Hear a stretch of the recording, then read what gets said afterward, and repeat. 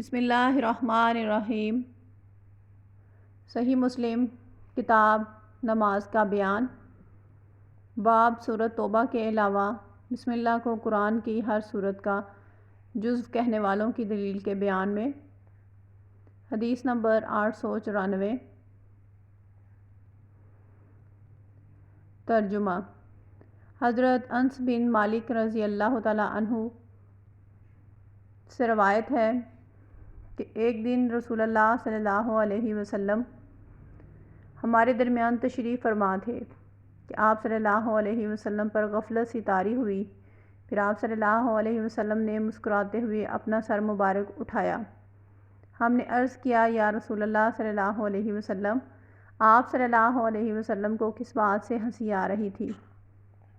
تو آپ صلی اللہ علیہ وسلم نے فرمایا، مجھ پر ابھی ایک سورت نازل ہوئی۔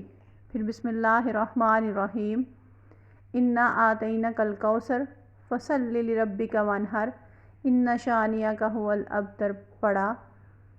پھر فرمایا، کیا تم جانتے ہو کہ کوثر کیا ہے؟ ہم نے کہا، اللہ اور اس کا رسول صلی اللہ علیہ وسلم ہی بہتر جانتے ہیں۔ فرمایا، وہ ایک نہر ہے، مجھ سے میرے رب نے اس کا وعدہ کیا ہے، اس میں بہت سی خوبیاں ہیں۔ وہ ایک حوض ہے جس پر قیامت کے دن میری امت کے لوگ پانی پینے کے لیے آئیں گے، اور اس کے برتنوں کی تعداد ستاروں کی تعداد کے برابر ہے۔